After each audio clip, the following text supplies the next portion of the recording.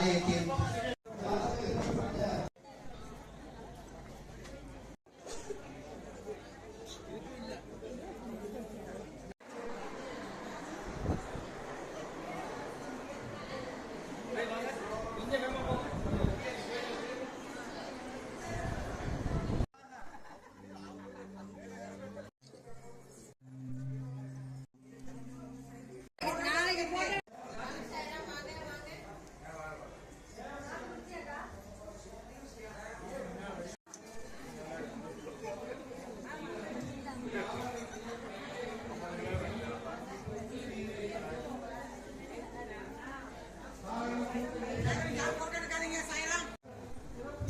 லைன்ல வாங்க.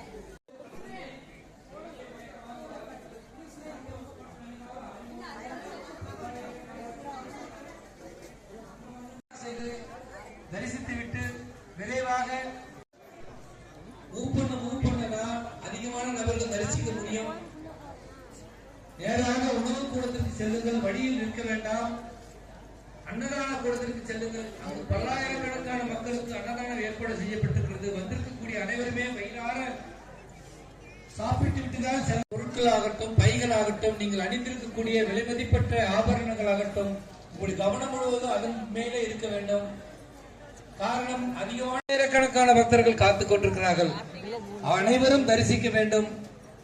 அதற்கு நீங்கள் வாய்ப்பு வழங்க வேண்டும் என்று அன்போடு கேட்டுக்கொள்கிறோம். அதற்கு நீங்க செய்ய வேண்டியது, விரைவாக சென்று தரிசனம் முடித்தவுடன் விரைவாக வர வேண்டும். அங்கே நிற்க வேண்டாம். நீங்கள் தரிசித்த உடனே விரைவாக வெளியே வர வேண்டும் என்று அன்போடு கேட்டுக்கொள்கின்றோம்.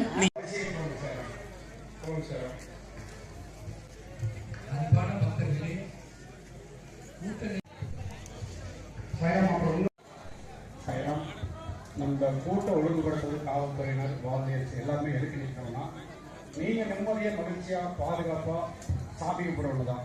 தள்ளுமண் இருக்குதுன்னா இந்த கூட்டத்தில் சில பேர் வருவாங்க, நகையை பிடிக்கிட்டு பணம் பிடிக்கிறாங்க. கும்பாபிஷேகத்துக்கு வந்தால் இது காணாம போச்சுன்னா வருத்த மனுஷன் வரக்கூடாதுங்க.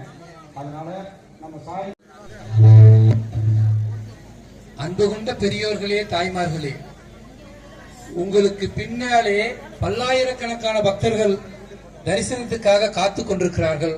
எனவே சற்று விரைவாக தரிசித்துவிட்டு வெளியே வருமாறு உங்கள் அன்போடு கேட்டுக்கொள்கின்றோம். நாம் நிறைய நேரம் பிரகாரத்தில் உள் நிற்க வேண்டாம். அலைகள் நமக்குள் ஏற்படும் என்பதில் எந்த மாற்றமும் இல்லை. நின்று மட்டுமல்ல, எப்பொழுதும் நீங்கள் இறைவனை தரிசிக்க முடியும். ஆனால் இன்று நாம் முன்னே எடுத்து சென்றாலும், பிறரை பின்னே தள்ளிவிட்டு நாம் முன்னே சென்றாலும், பிறருக்கு இடையூறாக இருந்து அவர் தொழும் நேரத்தில் நாம் குறுக்கே